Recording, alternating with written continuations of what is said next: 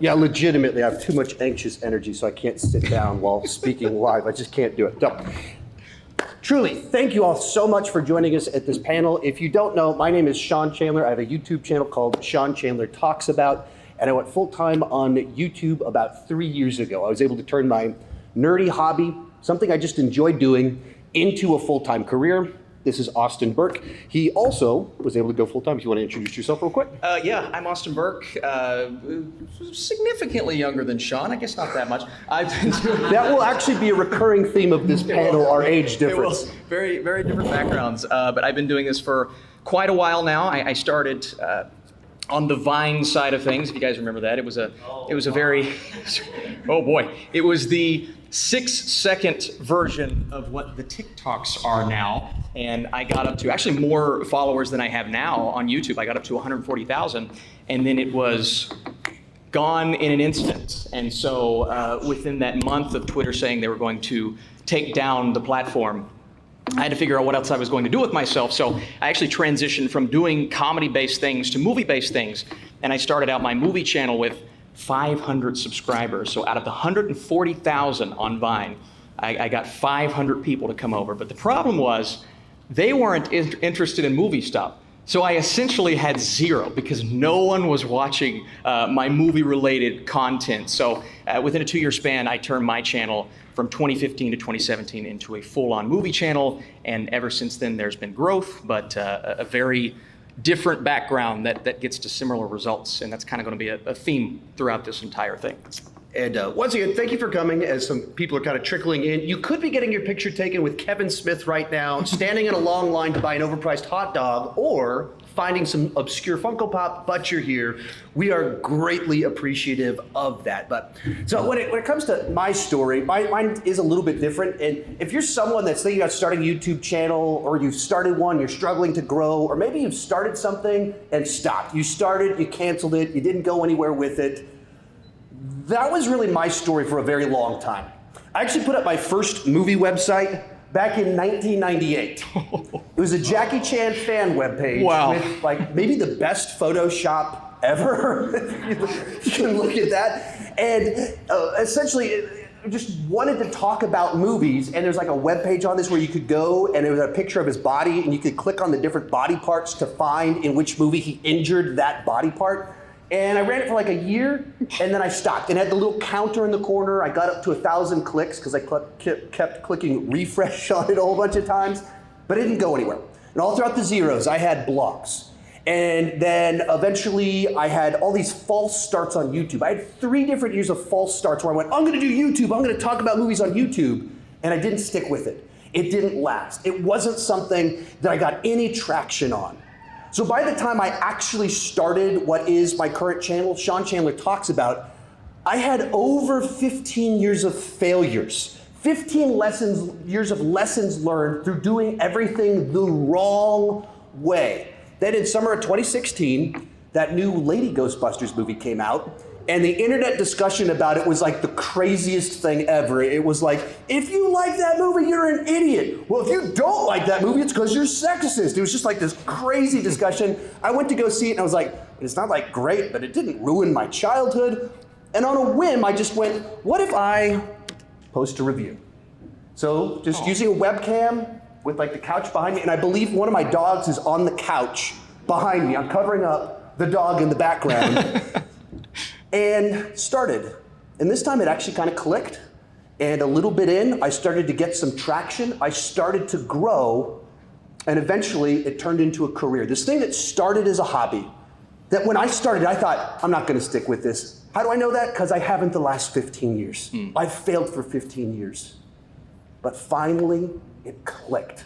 And it changed the trajectory of my life. And so that's what we're trying to talk about today, is what we learned along the way, how to understand YouTube and the tactics to grow as best we can share them in the course of only 45 minutes and hopefully get some Q&A in there as well. So principle number 1, if you want to grow on YouTube, it's pretty obvious. You need to understand how YouTube works. And if you think about it, YouTube's kind of unique in the scheme of websites out there because it's a website where you can upload videos for free, which in and of itself, that's huge because data storage on the internet can be quite expensive, and it lets you upload for free. It's also the second largest search engine in the world behind Google, and Google owns YouTube. And it's a social media website that's designed to surface content for people. In YouTube, how they make money is getting people to stay on their website so they can put ads in front of their face. So they want you to post a video that gets people to click so they can slap an ad in someone's face, and then they want that person to stay on your video so they can slap a second ad in front of that person's face. And if you can help YouTube accomplish their goal of getting people to click on videos and then stick around, they will really like you and they will promote your content. So at the end of the day, if you just boil it down, what does it take to grow on YouTube? What's the bread and butter, the basics of the whole thing? You have to create videos that get people to click. They gotta click on it, you gotta get that view, and then they have to stick around to the end of the video. And on the one hand, you might think, that sounds really obvious. Like, what's the secret to growing on YouTube? Because you just, of course, yeah, people have to click if you want to grow. And they have to watch the video. Right, I get it, but what's the secret? Like, there's not a secret. You have to crack the code of getting people to click and to stick. It's kind of like with fitness. People always want to know the secret of getting into shape, but there is no secret to getting into shape. At the end of the day, it boils down to exercise and diet.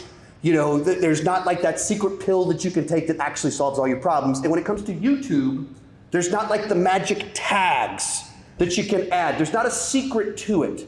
You have to find a way to get people to click and to stick. They have to actually find your idea enticing, and then when they click on it, it has to deliver on the value promised by the title and the thumbnail.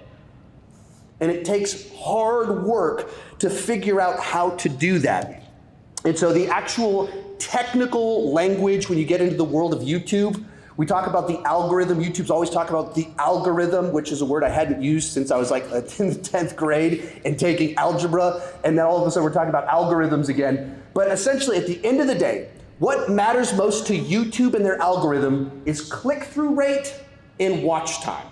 Click-through rate and watch time. So let's define our terms a little bit. The click-through rate is the percentage of your video is clicked on when it's recommended.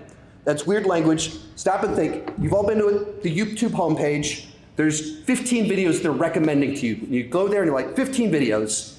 Click-through rate is the percentage of times when it's recommended, people choose your video. That's what it is. Just that percentage. So it's never 100%. Nobody can do that. Nobody's that good. But what percentage do people actually choose your video? And if you want to boil it down, how do you get people to click?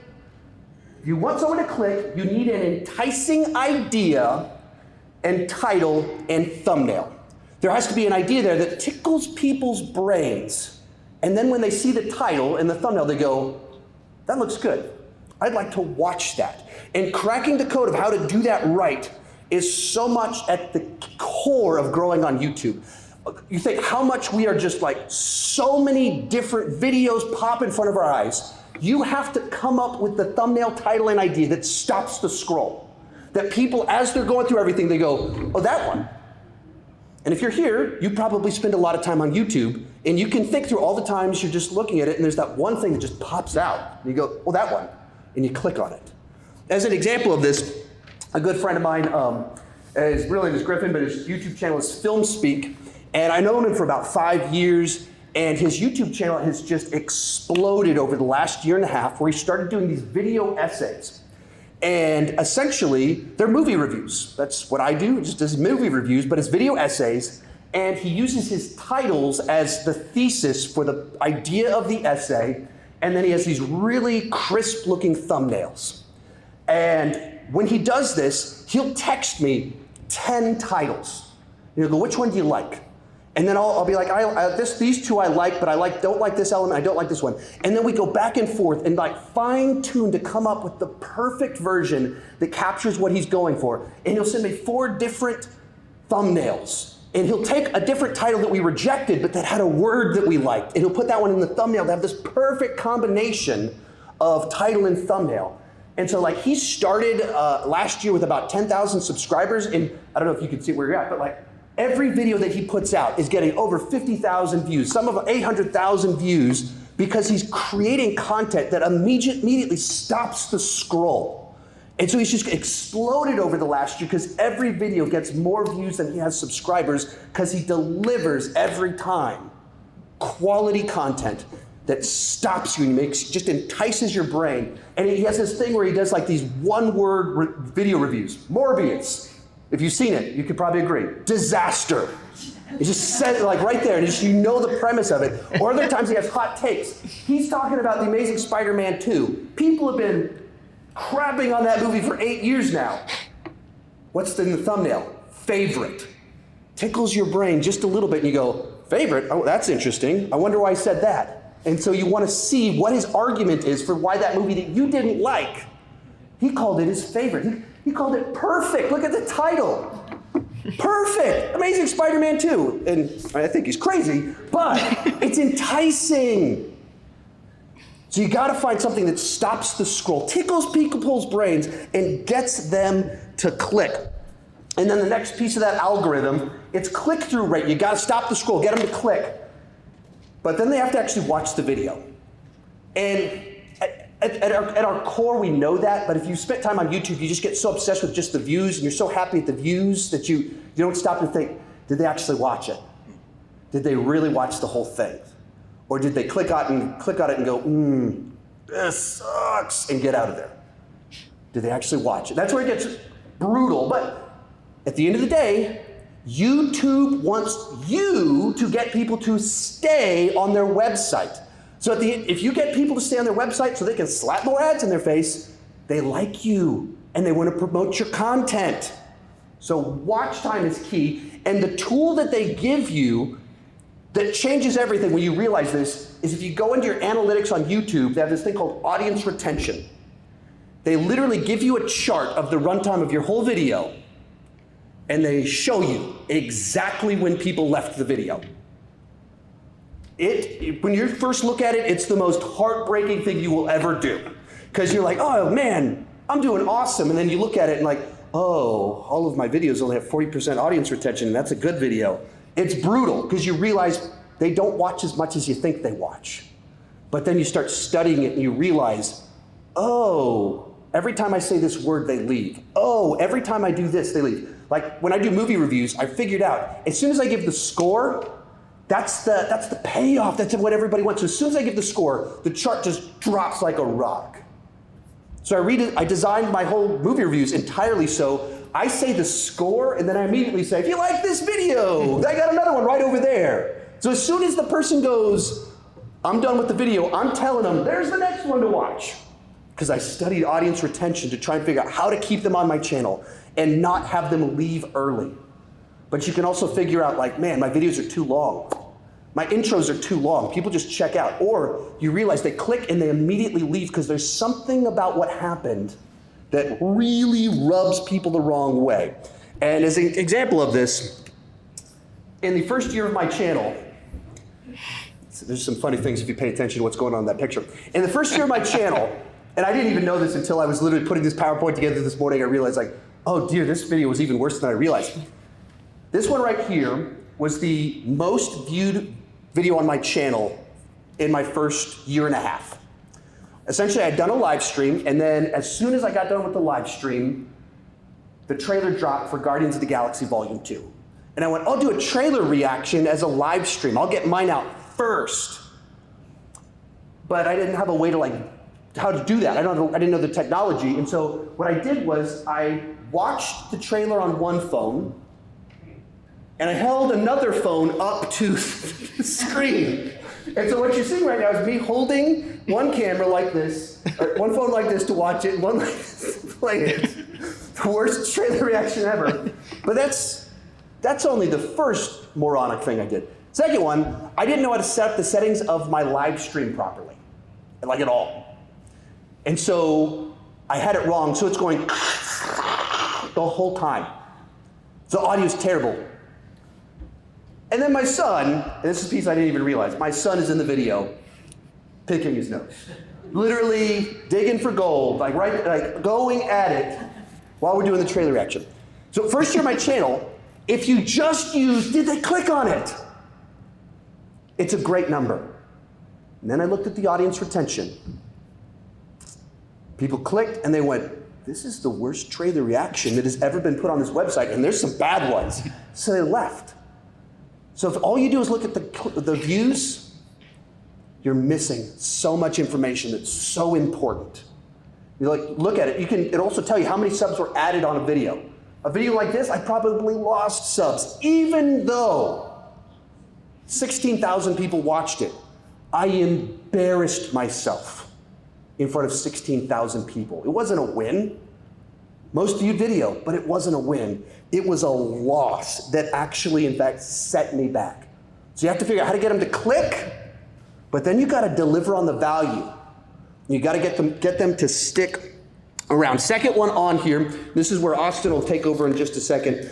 He will get to say some things. I get long-winded and I say way too much. Second one on here, you must find your focus or your niche. You need to be known for something. Your YouTube channel can't just be a junk drawer. Like there's a few of these big gigantic channels that get away with that, but it's just because they're just the personality of the person, that's the brand.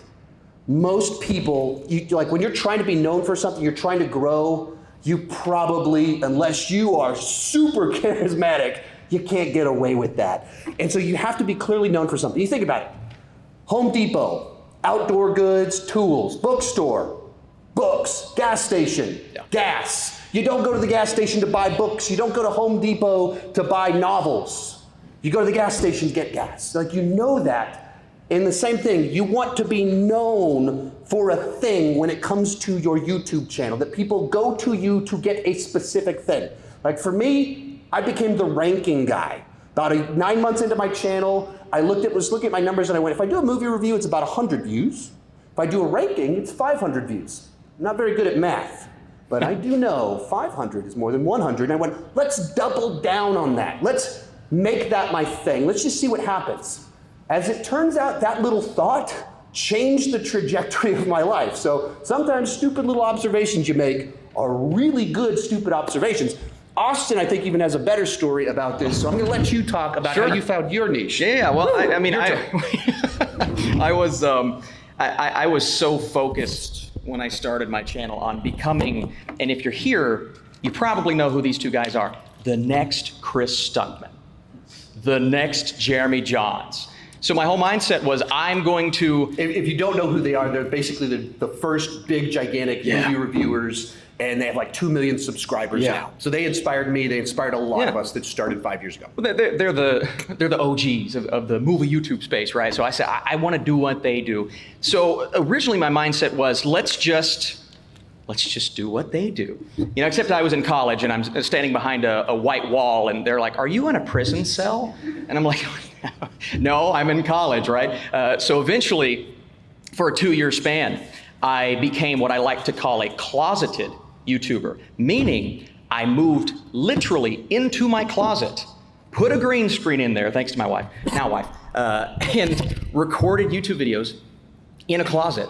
Had my clothes on the ground, right? It literally suffered through college just to try to, set myself apart from a Jeremy Johns or Chris Tuckman. But even then, what does Jeremy Johns do? He's in front of a green screen. Then I thought, and I'll get into how I changed that a bit later. Then I thought, well, I'm gonna do ranking videos. I mean, there's only one other guy on YouTube that does ranking videos. His name's Chandler. He's sitting right here. So my comments after that, they went from, oh, well, you're a discount Jeremy Johns. Oh, well, you're a discount Sean Chandler. And I'm like, well, I guess I need to find a different route. And so that's when I decided I'm going to commit to something new, to something that no one I've ever seen on YouTube do, even if it's a video that's a complete bust, right? So when I reviewed the movie I'm about to talk about, I thought for sure, okay, I'm going outside my box, I'm doing something different. This video is going to fail spectacularly. But a lot of people seem to be talking about it on Twitter, and I don't see any reviews for it. That movie is called The Open House. The first ever, it's terrible, by the way. The first ever. It sounds really good. I'm going to check it out now that you mentioned it. Please don't watch it. It was and that was a big cause for discussion. I think that's why people wanted to talk about this film, because it was so, I guess not divisive, I guess just leaning so one way. I want to see this guy rant on this film. And not that I was intending to become a rant channel with a rant video, but that's what that video was inevitably. But I was the only guy that entire day that reviewed that movie. So most of those 45,000 views came in that day because when you type in the YouTube search bar, what do you find? The one dude who was ready to talk about this horrible Netflix film.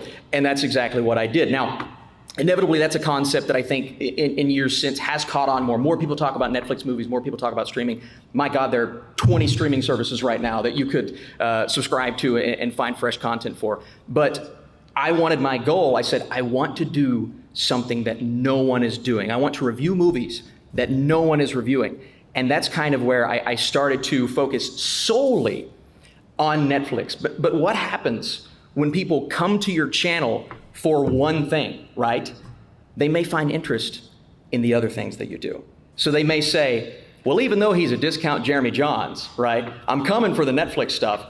Maybe I'll stick around and see what he thinks about Avengers, or maybe I'll stick around and see what he thinks about Spider-Verse. So if you are wanting to push forward with the narrative, I want to be a movie channel, finding your niche is the best thing you can do, because those that come to your channel for that specific reason, they will stick around and watch the stuff that you're really passionate about. And for me, that was movies. And it turned into, when I found the Netflix audience, I said, well, what is Netflix really known for? Television shows, Stranger Things, all these big, massive 10-episode series, and I'll talk about how I went about that a little bit later. I would push myself to review as many of those as I could. So I guess at that time, I was known as the Netflix guy, and that's fine as long as people stick around for the stuff that I was really passionate about, and that was kind of how I found my very specific niche. And both of us are movie channels, so those are our examples, but the principle of how do you find that thing in your space where you stand out, where you're distinct, that people know you for something specific. But adding to that, the other big piece in what you did here, principle number 3, if you want to grow, you have to offer unique value. A lot of ways as YouTubers, if you want to grow, you have to think kind of like an entrepreneur and look at the space and realize, where's the hole in the market? So you went, no one has posted a review about this movie. Yeah. No one's done that. Okay, well then if I do that, everyone that wants to hear about that movie will click on my review.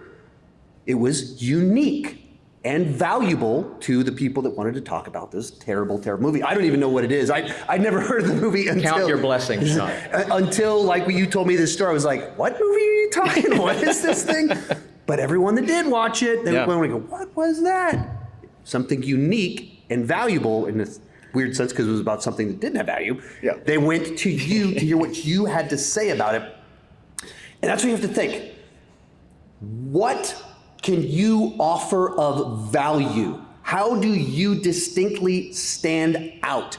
If you make the same videos as everyone else, you compete against everyone else. So you have to find a way to not do that, to be distinct, just have a different enough angle on that. And that's something that you did when it came to ranking. So I became known as the ranking guy because I just started doing all these rankings, but that doesn't mean other people can't do them. So what did you do? Well, that's the whole concept behind it. It's like, and Sean and I were talking about this last night. Sean said, I wasn't the first person to do rankings. It has been done before in written form. Sean just took that concept and molded that, right? And so I saw Sean's ability to do that, and I said, well, I don't want to be a discount Sean Chandler, all right? I want to be my own thing. So how can I take how he ranks movies and how, a lot of people now on YouTube ranks movies, and I think that's absolutely okay when people do that, but will you be known for that? So I was seeing something online called the tier lists. Oh, what's a tier? People are taking books and they're taking these, things from all of these different, but I had never seen it done in movie form, in video form, right? There are movie tier lists online in picture form, but I had never really seen it in terms of talking about characters or actors or directors or movies. So one summer when it was really popular, I said, I instead of doing a big MCU ranking, I'm going to do a big MCU tier list. Instead of talking about Denis Villeneuve and his brand new film in 10 through 1 form, I'm going to take that concept and I'm going to place these movies, and this is how it works. You place them on a tier, and then at the end of the video, you can rank them. So you're essentially ranking, but in a very different way, right? Now, one caveat to that is like, oh, well, they could just skip to the end of the video and see where they all are and click away. But if you entice them to stay and you make them want to watch how this is going to go, then those are the videos for me that perform the best, because you have the watch time, you have the interest, and I'm not doing exactly what Sean does. I'm doing something a little bit different. And now others will do the tier list thing, but I think it's such a brilliant concept because we can all take notes and things from other creators and do them in our own way. Like, I've seen so many different content creators take the tier list idea for movies, but present it in a vastly different way. And those videos do very well for them. So I think it's taking an idea, molding it, turning it into your own, and giving people a reason to click and want to click on those very specific videos. I was just trying to think, how can you take that thing you're excited about, like you're inspired by someone, and add the next thing to it? Change it just a little bit. Yeah. And also, when you're starting, it's okay to take heavy influence from people. You think when you start playing guitar, you don't start by writing your own songs. You don't do that. You start by learning other people's songs. I can't do it, I have to stand up. You start by learning other people's songs. That's how I learned guitar. I bought these Guitar Tab magazines, Guitar World, and I would just learn these riffs of all these songs. I didn't even know any chords for like 2 years. I just learned how to play other people's songs, and then I learned how to write my own songs. So when you're starting out on YouTube, it's fine to copy the people inspiring you, because to get good, to be able to actually offer value at whatever you're doing, whether it's cosplay, whether it's gaming, you have to have a lot of at-bats. You have to have a lot of practice. To get used to talking to a camera, or even doing voiceover to a camera, to do tutorials, you have to do it a lot because it's awkward. So awkward. And so when you're starting out, if you're copying people, that's totally fine. But as a guy named Todd Henry says, cover bands don't change the world. Like, even the Beatles started as a cover band. The Beatles spent a couple years doing these 7-hour sets of other people's songs. So when they started writing their own songs, they were really, really good. But they didn't change the world as a cover band. Eventually, you have to find that place where you stand out and offer something unique. And a similar idea in this, when you combine together this idea of having a niche, an area where you really cover it, and then you offer value, here's where it gets really cool. When you have a video that does take off a little bit, that does better than your other videos, and it's really good, and you've got a niche, all these new people see your channel, and there's more videos like it. We've all had this thing where you just, some video pops up on your feed and you're like, that looks cool, and you watch the video and you're like, oh, I love that. I wonder if they have more like this, and then you go to the rest of their videos and you're like, what's all this stuff? Like, what is this? We've all had that happen. It's annoying. You're actually frustrated. Like, I love that video. Why don't you have more for me? The event that changed my life, 6 months after I had that thought of like, let me do more of these rankings. 6 months in, I did a ranking of the MCU movies after Thor Ragnarok. And for the first time ever, I had a video really take off, and it was actually good. And I was like, oh man, a year and a half in, I finally figured out how to do this. And for 6 months, been putting out 2 of these rankings per week, so that YouTube starts doing its thing, and all these people that watched my channel for the first time, it starts recommending to them all of those other rankings I did over the last 6 months, all of them. And so I'm like, it took me a year to get my first, several thousand views or subscribers, and all of a sudden in a week I added 1,000 subscribers. I was like, what just happened? How did that happen? It was because I had a niche where I've been trying to offer value, and you set yourself up for big success. Next one on here, you have to be willing to do what no one else will do. And what I mean by that, you have to do the actual work. So in the movie space, it's almost impossible to grow a channel these days as a talking head. talking head reviewing movies. Like people, that's what everyone wants to, I want to review movies. So they do a talking head movie review channel. And it's just tough to grow doing that because the barrier to entry to talk to a camera and share your opinion about a movie, it's zero. Everyone can shoot footage with your phone. I'm doing it right now. Actually, it's Austin's phone. We're doing it right now. It's that simple. The cameras are that good. Anybody can do it. Therefore, there's so much competition. If you make the same videos as everyone else, you compete against everyone else. And so you have to think, like, how can I do something that no one else is willing to do? So Mr. Beast is, I have 3 kids under the age of 10. And so he's on in my household all the time. I've seen all of his stuff. Yeah. And the way that he first started to break out and get successful, he started doing the dumbest stuff imaginable. And he's like, I'm gonna count to 100,000. It's not like this crazy clever idea. You go, okay, but you go, is he really gonna do that? Is he really gonna do that? You look at it, you go, wait, 24 hours? Like, does this guy really do that? And it's like just tickles your brain and you click on it and you sit there for just watching this guy counting.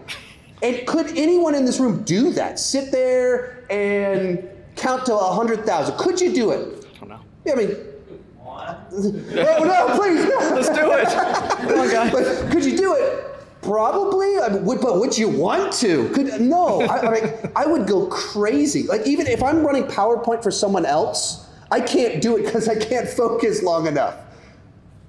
But he was willing to sit there and do that. Something so stupid, but so enticing in this weird other sense. So you start kind of playing out, what are the things that you could do to add extra value?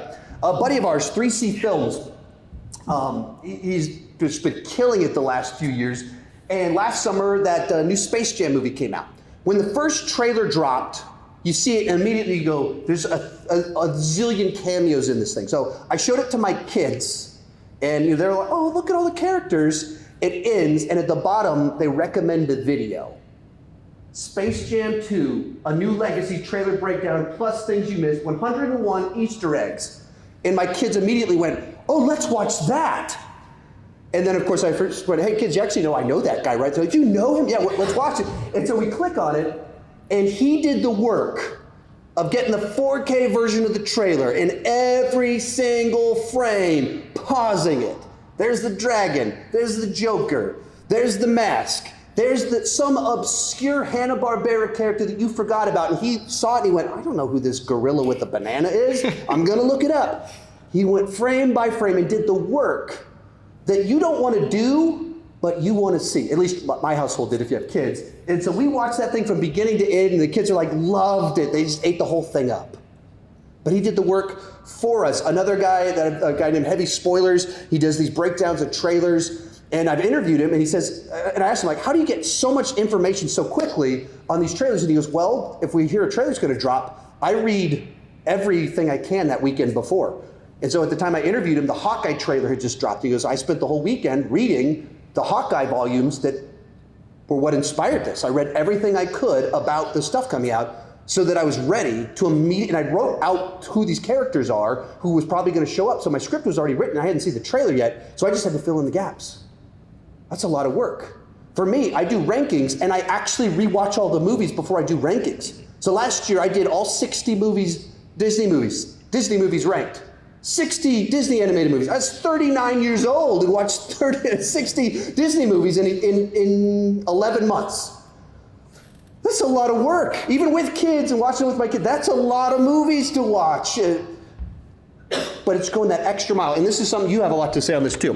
Why don't you watch the 60 Disney movies and then you have to make a video how many months later? Yeah. So you have to have notes, you have to prepare, you have to have all of that in your brain and ready, and it's so much for one video, but I think that's a great part of what you do specifically is people can see that in the video, all of the work that you put into it. Mine was more so let me pause you for a second. We are running a little bit short on time, so I need to talk much faster. Just so you're aware of that.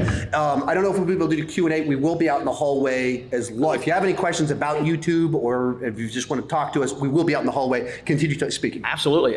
So mine was more so, I figured out I was the Netflix guy. I figured out I want to do this specifically, but there started to be some competition, a little bit of competition, which is great. I think it's really healthy for what you do on YouTube, and I have so many channels that I love and respect, and people in charge that I see, and I say, I gotta get that video out as quick as possible, as fast as I possibly can. And so what that led to, in college, right? 4 classes on a Friday. Netflix always drops 3 things at once every Friday. That's when they drop their new content.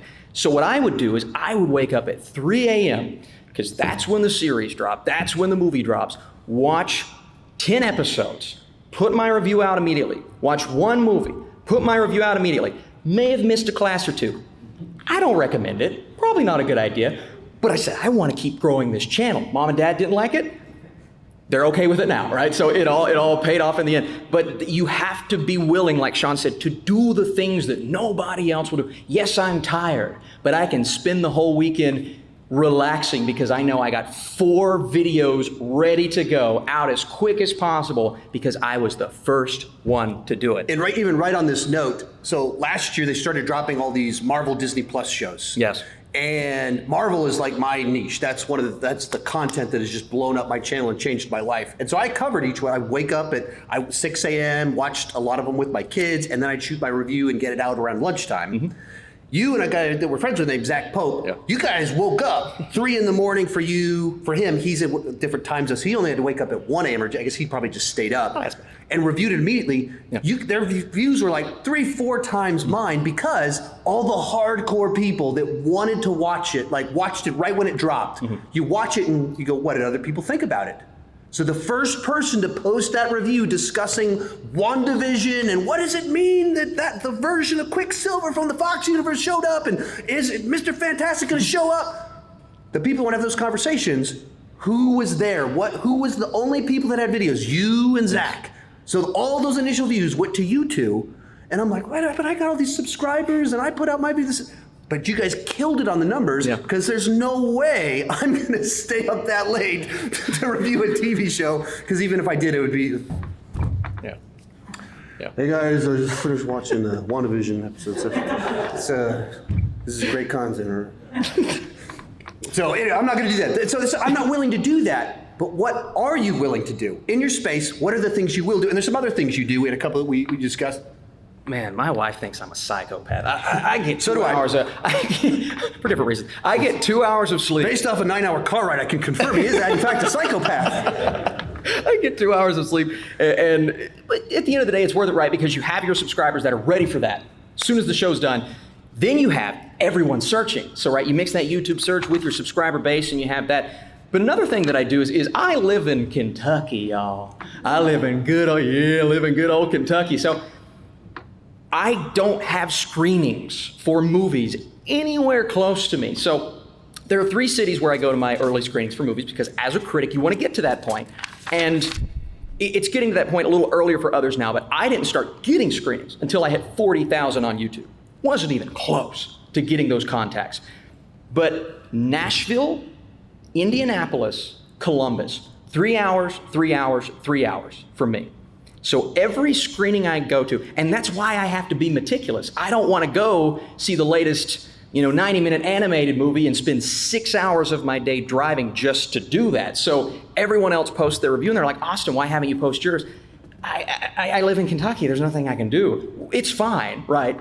But you have to take those risks and make those sacrifices. So I will drive. I will spend a whole day and sometimes even get a hotel room if the embargo lifts that day.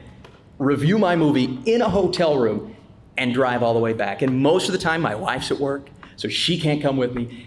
Everyone else has a normal job, so they can't come with me. So I am lone wolfing it and doing it myself. But those are the types of sacrifices that you have to make. You have to do what you need to do to be successful after you know what makes you successful. So that was my mindset. I said, I'm going to go to these screenings. I'm going to take my time because I am blessed enough to have this opportunity in the first place to even get invited to these screenings, to get invited to New York Comic Con and Critics' Choice Awards and all these things. So I'm going to take advantage of that and go for it because I know it's going to help me at the end of the day. And if you do what no one else will do, you'll see results that no one else will see. Yeah. All right, we only got 4 minutes to close this out, so we're getting close, getting close. Man, we are long-winded. Yeah, we are. Long-winded. I'm so sorry, guys. Last of our principles on here, you need to know your tentpole events. YouTube expert guy that I follow actually interviewed me a couple days ago, which was crazy. It's been a weird week for me. So cool. He said, creator who knows the audience best wins. The better you know your audience, the people you're trying to reach, and what they are excited about, what they want to talk about, the better you can create content specifically for them. I gotta stand up, I gotta do it. So you gotta think, in the movie spaces, what are those big releases? So I'm a Marvel channel, so even something like Morbius, that as Griffin said is a disaster, that's a tentpole event. So you think December, Spider-Man No Way Home, biggest tentpole event since Endgame, 2.5 years before that. That just everyone wants to talk about those movies. And the thing is with them, they generate momentum. They get people talking about something, excited about something. They get people to go to YouTube to search for that subject. And so you want to jump on that momentum. So if you know your audience and what they're excited about, it can be awesome. Think back to a few years back, I spoke out of town at an event, so I couldn't put out any videos over the weekend, but I put out on Twitter texting with people, and it was when Venom came out, and there was this conversation going on about like the audience versus critics' reaction to Venom. And everywhere on Twitter was that conversation. So I came home, and I just felt that's what people were interested in that weekend. Shot a video, almost no notes, one take, no editing, uploaded it, no thought put into it, 500,000 views. It's still one of the most viewed videos on my channel, and I put no time into it.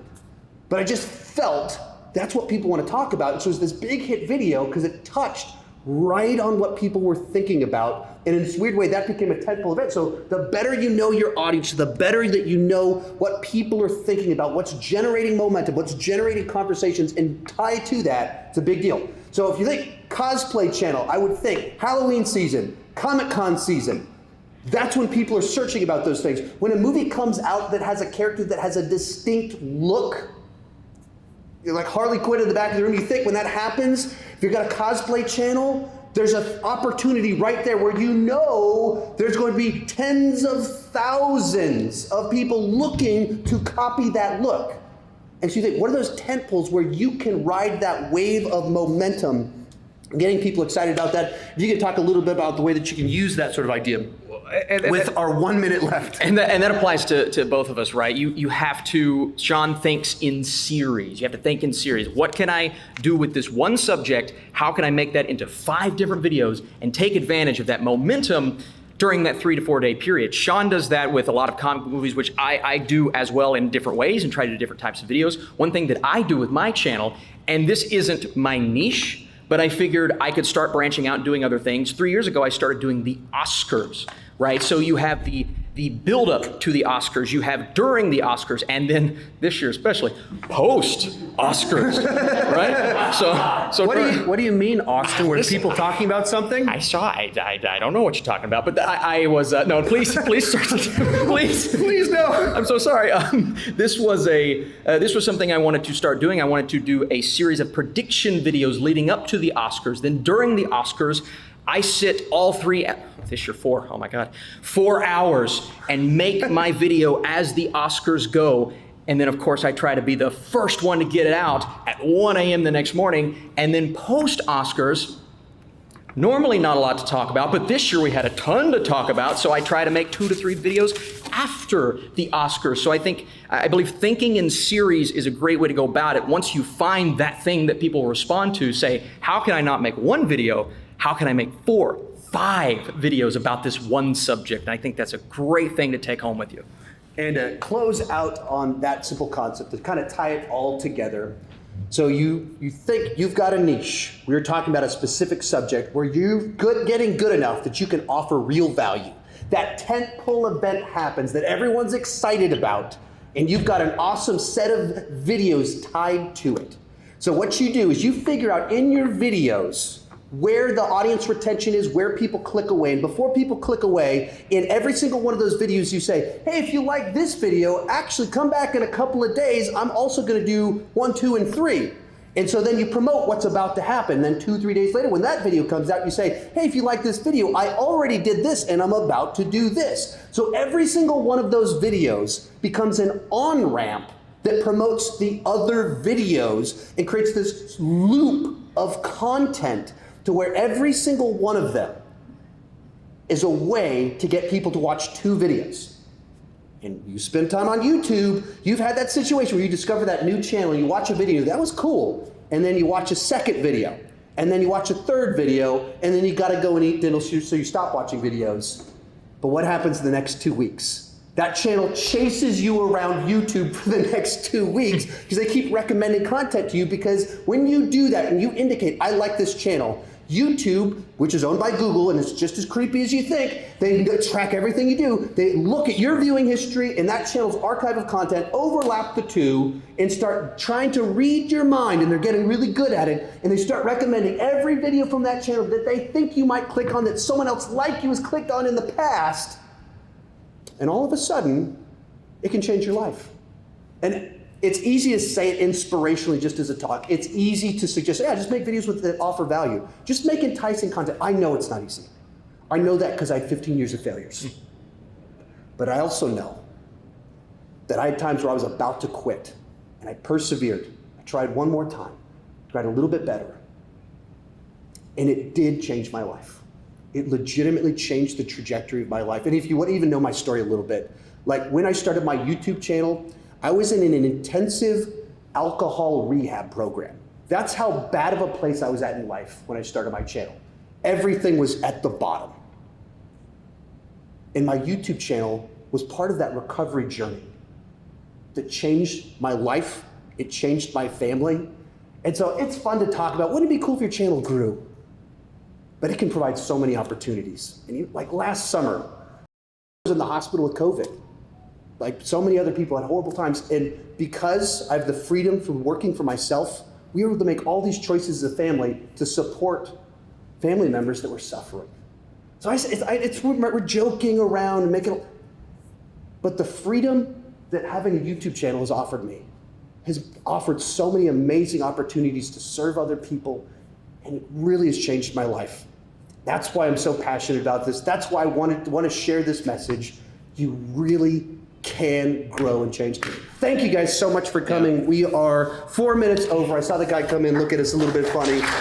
We'll be in the hallway, and we would love to shake your hand and meet you. Joe, if you can run up, I want to grab a selfie real quick with the room. If you enjoyed that talk, remember, I will be at MegaCon with Cody Leach doing a different version of this same talk. You can find the link down below in the description for more information about MegaCon. Also remember, I have a full course with over 40 lessons, 10 hours of content on how to grow a nerdy YouTube channel. If you have a YouTube channel and you're looking to grow it and really want to make an investment, this is everything I know, everything I can offer to help you grow further, faster. The link is down below in the description. And finally, if you just want to learn a little bit more about YouTube, I do have a second channel where I talk about YouTube, interview fellow creators. The link is down below in the description for that as well. Thank you so much for watching, and keep talking movies and YouTube too much.